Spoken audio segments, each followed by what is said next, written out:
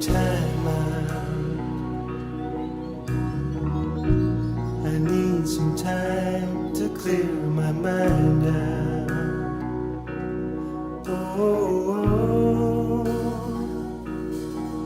there's so much going on, and I'm holding on to something that ain't. Well, today I'm talking with Bryan Klinesteker, who is a Kalamazoo musician, acoustic guitarist, a baritone, a singer-songwriter. Thanks so much for talking with me here today. Oh, it's great to be with you. Yeah. Bryan, do you remember like where you were, what you were doing when you first heard your song on the radio? I think WKZO played it, right? Yeah, they did. The one that had a lot of radio play was this first single, if anyone remembers what 45 records are, but back in 1974, I did a 45 record called Umbrella Girl, and that got radio play. I do remember distinctly when that one came on WKZO. That was very exciting. I was home just listening to the radio. They might have given me a heads up that I was going to be on. So let's start at the beginning. Like, when did you first pick up a guitar? My parents got me my first guitar when I was 10. For Christmas. Yeah. And a couple years later, they got me another guitar, which is the one that you can see over my shoulder here. Yeah. Yeah, it's a Gibson J45. They really couldn't afford it, but they got it for me when I was 12. Wow. And I've had it ever since. It's aged much better than I have. Yeah, so this is that beautiful J45. And it's beautiful. So anyway, so this is a shout out to Peter Palmieri because they are the ones that kind of taught me how to play. Puff a magic dragon lived by the sea and frolicked in the autumn mist in a land called Honolulu. Little Jackie Paper loved that rascal Puff and brought him strings and sealing wax and other fancy stuff. I love that so much. So Bryan, tell me a little bit, like if I want to write a song, where would I start? I usually begin with just personal experience. I think we've all been out to nice restaurants, with somebody special. There was this one restaurant in Los Angeles. It was at the top of the Bonaventure Hotel and had a revolving restaurant. And it was kind of darkly lit and candles. And I remember taking my wife there when we first met. And so this line came into my head, city nights, candlelights, and wine. And so I started playing around with some lyrics and a melody. And I finally came up with, I'll just do the beginning part.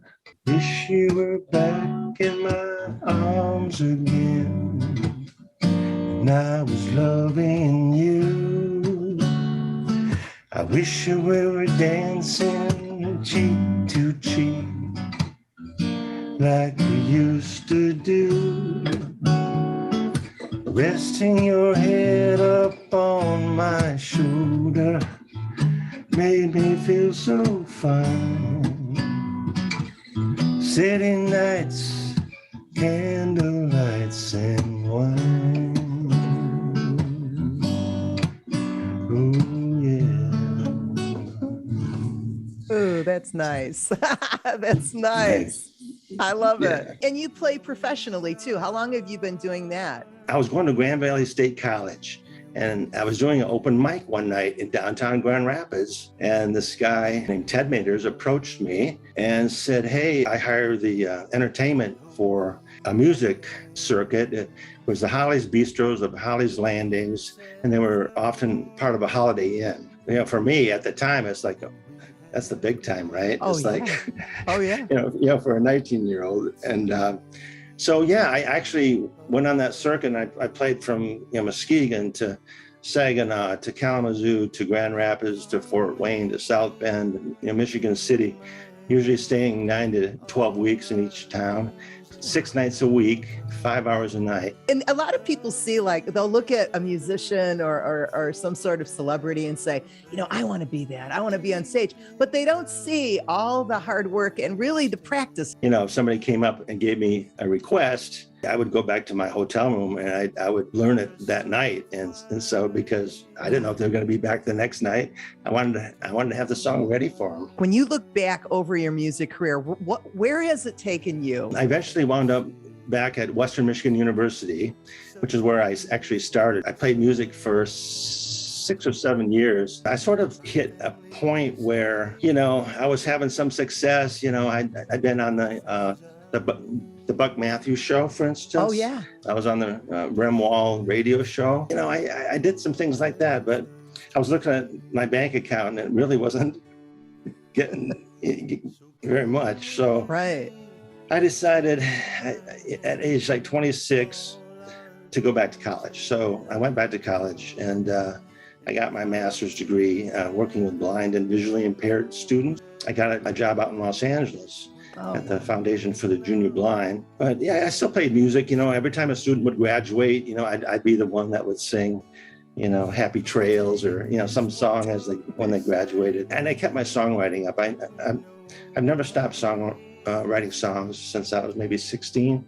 So Bryan, you came up with City Lights, Candlelight, and Wine. And then how did you come up with the melody for that? I thought about the restaurant and the candlelights and the wine, and I thought of an old, you know, like a 40s jazz club. And I started thinking about some of the singers, you know, Bing Crosby and, you know, Nat King Cole. And so I thought, well, okay, you're going to need to come up with a few, you know, chords that are a little jazzier, you know, than just major and minor. So I've got some major 7th chords in here.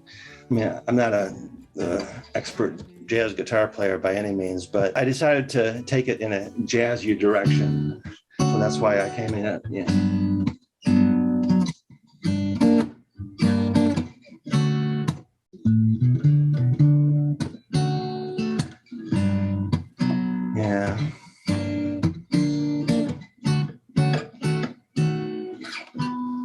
So that's kind of how that came about.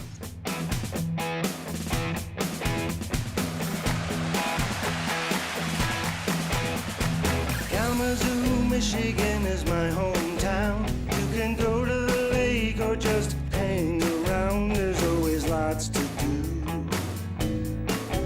in Kalamazoo.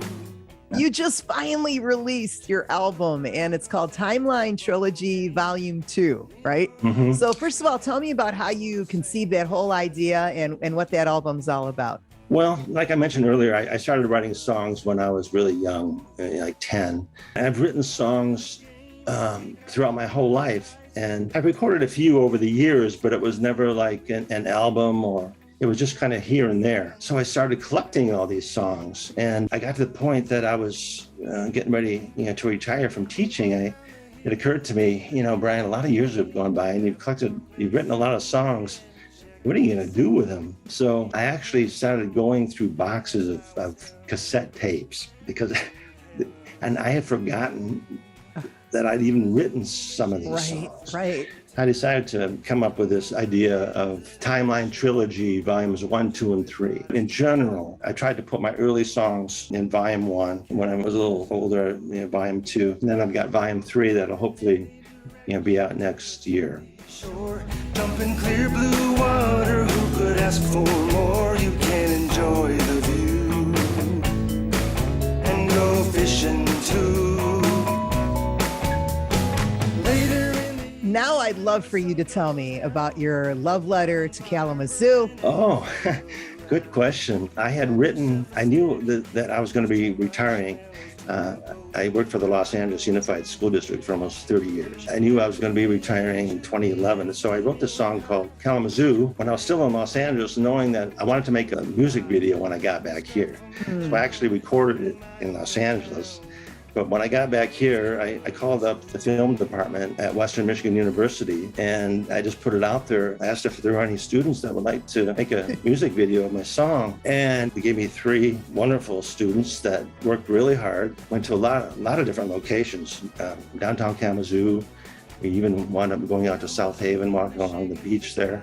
And I've noticed several of them have gone on to careers in the film industry. Yeah, and it just looked like everybody had so much fun making that. You know, there's other songs that have been written about Kalamazoo, but this one was so beautiful. Yeah, well, everybody knows that I got a gal in Kalamazoo, right? This was so personalized, though. I wanted to give my little take on it. Yeah, it's had a really good response. I mean, I couldn't believe it. Video went up on YouTube in December of 2011.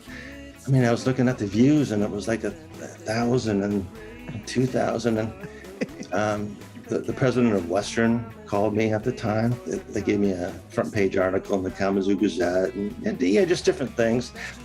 Totally unexpected.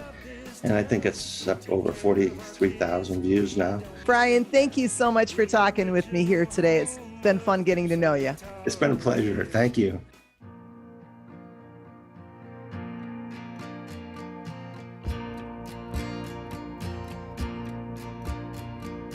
Damn the news, deja vu. Here we go again, down that road again. Borders crossed, lives are lost. The poor and innocent always pay the cost. I'm hoping for a change in the weather, hoping that things will get better, hoping the sun will shine again for you to see. I'm hoping the skies will get brighter, hoping your burdens get lighter, hoping that peace will come again and you'll be free. You'll be free. My heart's with you, your children too. Hope you get away, find a better day. And I will pray for those who stay to try and save your homes. You are not alone. I'm hoping for a change in the weather, hoping that things will get better, hoping the sun will shine again for you to see. I'm hoping the skies will get brighter, hoping your burdens get lighter, hoping that peace will come again and you'll be free. You'll be free.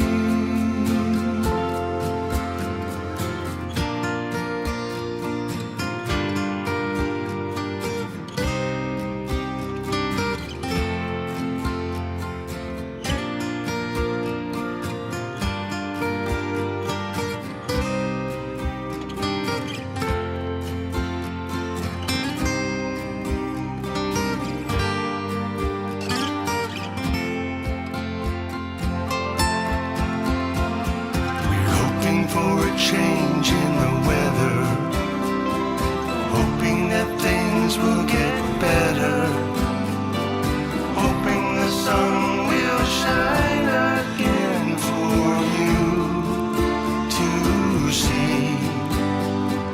Hoping